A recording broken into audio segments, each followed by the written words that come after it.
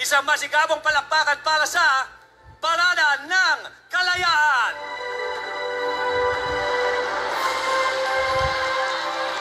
Mapagpalang hapon ang aming hatid na pagbati sa inyong lahat, mga minamahal naming mga kababayan at panauhin. Kami sa Sandatahang Lakas ng Pilipinas ay nakikiisa sa ating ika-126 na taong anibersaryo ng ating Araw ng Kalayaan. Sa okasyong ito, ating tunghayan ang paradang sumasagisag sa ebolusyon ng isang malayang bansang Pilipinas bilang pagpapahalaga at pagbibigay parangal sa dakilang araw na ito na may paksang diwang kalayaan, kinabukasan, kasaysayan. Narito po ang mga tagapangalaga ng bansa, naglilingkod sa iba't ibang larangan, isinasanggalang ang bansa sa anumang pagbabanta. Sila na nagtataglay ng katapangan at kagitingan, patuloy na nakikipaglaban para sa kapayapaan at kalayaan na ating tinatamasa. Maasahan sila sa panahon ng pangangailangan sa anumang larangan, saan man at kailanman. Bumubungad po ang parada na kinabibilangan ng mga kawal Pilipino, mga kasapi ng Sandatahang Lakas. Pinangungunahan ito ni Major General Domingo Bico Buay, Commander ng Installation Management Command, Philippine Army. Ang kanyang kalupunan, Colonels Domingo Meschola Jr., Rustico Villanueva, Sadiri Tabutol, Rick Michael Baring, at Captains Boyd Amorado at Jonathan Salvilla. Mangyaring magsitayo ang lahat para sa pagdating ng ating watawat ng Pilipinas.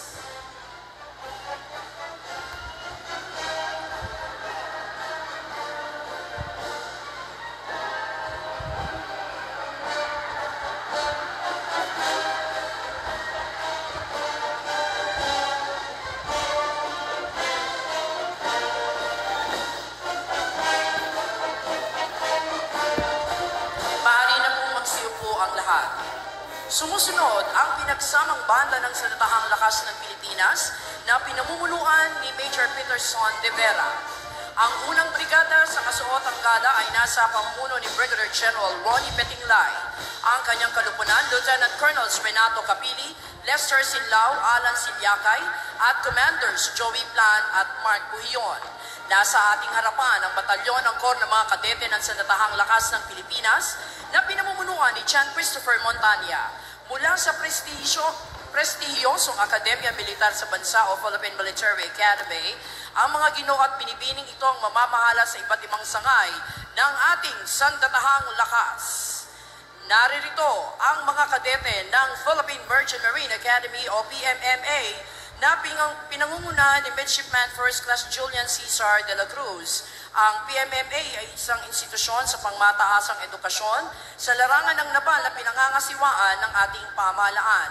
Ang mga kadete rito ay tinaguriang midshipmen at ang mga nagtatapos mula rito ay nakokomisyon bilang ensign sa langpwersa ng Philippine Navy. Ang talupad ng ating mga kawal ng Philippine Army sa pamuno ni Lieutenant Colonel Jeffrey Mamuya. Laging nakahandang maglingkod ang Philippine Army sa iba't ibang pamamaraan habang sinisiguro ang kalupaang teritorial. Isinusulong ang kaalaman sa pamamagitan ng Armed Military Sea Patrol System at iniaangat ang antas ng kabuhayan ng ating mga kababayan. Bitiin itong maging world-class, multi-ready at cross-domain capable sa taong 2014. Narito ang talupad ng mga kawal ng Philippine Navy sa pangunguna ni Commander Jojit Siscar. Ang Philippine Navy ang siyang nangungunang tagapagtanggol at tagapangalaga ng ating nasa sakupang dagat. Nagsasagwa ng mercy missions, rescue and relief operations sa panahon ng kalamidad at kabilang na rin ang pangangalaga sa yamang dagat at kapaligiran nito. Nasa ating harapan ang tulupad ng mga kawal ng Philippine Air Force na pinangungunahan ni Lieutenant Colonel Leoncio Sirunay III. Sila ang tinaguriang mga anghel na mapaglingap, tagabantay ng ating himpapawid, sumusuporta para sa tactical air support at mobility para sa mga tauhan at kagamitan ng ating Sandatahang Lakas. Ang pangalawang brigada sa kasuotang battle dress attire ay binubuo ng Special Operations Forces sa pangunguna ni Commodore Dwight Steven Tulnoan. Ang kanyang kalupunan, Lieutenant Colonel Sir Melino Tusi, Christopher Lawrence Amastar, Benefe Montenegro, Alvin Aurel at Reynaldo Zamora. Narito po ang talupad ng Scout Ranger at Special Forces ng Philippine Army. sa pamumuno ni Lieutenant Colonel Vilmor Manawis. Sila po ang mga individual na nakaaangatang kasanayan at sinusuong ang operasyong tulad ng Small Unit Operations mula reconnaissance, intelligence, demolitions, gayon din ang jungle warfare, unconventional warfare at mga operasyong kontra-terorismo. Sinusundan sila ng Special Operations Forces ng Philippine Navy, ang Naval Special Operations Command Force Reconnaissance Group at Philippine Marine Corps sa pangunguna ni Lieutenant Colonel Melchor Gonzaludo. Sinanay ang mga unit na ito sa natatanging operasyon sa psychological at unconventional warfare, mapatubig, lupa at ere. Ang huling batalyon ng Special Operations Forces mula naman sa Philippine Air Force, ang Special Operations Wing o SPAW na pinamumunuan ni Lieutenant Colonel Kerovin Lingan. Nakatuon ang SPAW sa mga operasyong espesyal upang maipagtanggol ang mga base at instalasyon ng Air Force at nagsasagawa ng iba pang mga kaukulang dagdag operasyon. Sumusunod po ang mga tagapagpatupad ng batas at nagpapanatili ng kapayapaan at kaayusan at nagsisiguro ng kaligtasan ng ating mamamayan at mga komunidad. Ang hanay ng ating pamansang pulisya ng Pilipinas sa pamumuno ni Police Brigadier General Nestor Babagay Jr., ang kanyang kalupunan, Police Colonels Joel Kasupanan, Victorio de la Peña Jr., Jolbari Azdani, Lucrecio Rodriguez Jr. at Job de Mesa. Narito po ang mga kadete naman sa kilalang Philippine National Police Academy. Hinuhubog ang mga karakter ng mga kadete ito upang mamuno sa hinaharap ng nananaig ang paglilingkod, karangalan at hustisya, gayon din bilang makadiyos, responsable at respetadong mga public safety officer. Kasunod ang Special Action Force na kanilang pangunahing maneuver unit ng kapulisan na nakatuon sa rapid deployment saan mang lugar sa bansa, partikular sa mga sitwasyong may pambansa at internasyonal na implikasyon sa larangan ng kontra-terorismo, kontra-insurhensya, hostage rescue, civil disturbance management, search and rescue at iba pang espesyal na operasyon. Nariyan din po ang PNP Aviation Security Group, isang Special Operations Unit sa panguna ni Police Captain Ernesto Frogoso Jr. Kabilang din po sa hanay ng ating kapulisan ng Mobile Force Battalion, SWAT at Highway Patrol Group na dinaguriang The Guardians of the Highway. Narito rin ang PNP Search and Rescue, Forensic Group at Civil Disturbance Management. Isinusulong ng ating kapulisan ng pangarapin o visyon na maging isang ahensya ng mga lingkod bayan na may kakayanan, epektibo at mapagkakatiwalaang pulisya sa pakikipagtulungan sa mga komunidad tungo sa pagtatamo ng tahimik, maayos at ligtas na kapaligiran upang pamuhayan at ganapan ng kalakalan. Isa naman po sa ating pangunahing tagapangalaga at tagapagtagoy ng kaligtasan, kalinisan at seguridad sa ating karagatan at yamang dagat, ang Philippine Coast Guard, na pinamumunuan ni Coast Guard Commodore Eduardo De Luna Jr. Ang kanyang kalupunan, Coast Guard Captain Sector Ravine Michael Landag, Oliver Tanseco, Coast Guard Commanders Alberto Ferre, Alexander Corpus at Richard Cura. Ang unang batalyon ay nasa pamumuno ni Coast Guard Commander Arvin Liwane. Pinalakas sa Republic Act 9993 o Philippine Coast Guard Law ang PCG bilang ganap na Uniformed and Armed Service attached to the Department of Transportation and Communications.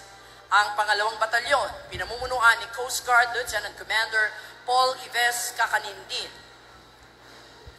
Pangunahing tungkulin ng Philippine Coast Guard ang Maritime Search and Rescue, Maritime Safety, Marine Environmental Protection, Maritime Law Enforcement, at Maritime Security. Sumusunod po ang mga kinatawan ng Bureau of Fire Protection sa pamumuno ni Fire Chief Superintendent Junito Maslang, ang kanyang kalupunan, Fire Senior Superintendents Florian Guerrero, Douglas Kiap, Aristotel Banyaga, Eugene Briones at Menandro Bastian. Ang unang batalyon ay pinamumunuan ni Fire Superintendent Jeffrey Atienza. Responsable ang ahensyang ito sa pagsisiguro ng kaligtasan ng mamamayan sa pamamagitan ng pag-iwas o supresyon ng panganib at kapinsalaang dulot ng mga sunog sa mga gusali, kabahayan at iba pang katulad na istruktura, gayon din ang kagubatan at mga sasakyang panlupa at pandagat. Ang pangalawang batalyon ng BFP ay nasa pamumuno naman ni Fire Superintendent Ronaldo Sanchez. Bahagi ng pagsisiguro ng BFP ang pagtugon sa mga paalala at mga hakbangin laban sa sulog, ang edukasyon sa fire safety, fire protection at life safety systems. Ang Bureau of Fire Protection of BFP ay nasa pangangasiwa ni Fire Director Luis Suralta Puracan at kumikilos sa ilalim ng Department of Interior and Local Government. Kilala rin sa tawag na Jail Bureau, ang Bureau of Jail Management and Penology, binuo sa pamagitan ng Republic Act 6975 na nasa ilalim ng Department of Interior and Local Government.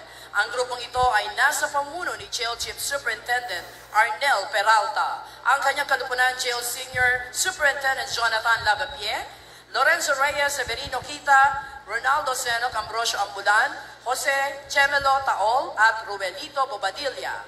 Ang sumusunod na batalyon ay nasa pamuno ni Jail Superintendent Erwin Reyes. Bahagi ng mandato nito ang pagkontrol na pang-administratibo at operasyonal sa lahat ng kulungan sa syudad, sa distrito at munisipal sa buong bansa. Pangunahing pinagtutuunan ng pansin nito na pakaingatan at i-develop ang mga taong tinaguriang deprived of liberty o detainees na naakusahan sa korte. Mga pansamantalang nakadetine habang umuusad ang investigasyon, mga naghihintay sa pinal na hatol at maging mga nahatulan o nasentensyahan na. Narito naman po ang ating mga kawani ng Philippine Drug Enforcement Agency na pinamumunuan ni Investigation Agent 5 Irvin John Coderes. Ang kanyang kalupunan, Agents Arnold Phil Navarro, Matt Joffrey Rayala, Kevin Codamon at Roy Castillo. Nariyan din po ang kanilang mga commanders na sina Agent Alfredo Santiago Jr., Gregor Bugalin at Raymond Paglikawan. Kinakatawan ng mga profesional na tagapagpatupad ng batas laban sa iligal na droga, ang Philippine Drug Enforcement Agency ay nagsisilbing tagapagtanggol ng bansa laban sa ipinagpabawal na gamot. Ang mga kawini ng PIDEA ay pawang nagtapos sa PIDEA Academy. Sa loob ng 22 taon, ang PIDEA ay nangunguna sa pagpapatupad ng komprehensibong kampanya laban sa iligal na droga sa pamamagitan ng mga programang naglalayo na mapaiwas ang tao sa droga, mapalayo ang droga sa kanila at mareforma ang mga nabiktima ng ilegal na droga.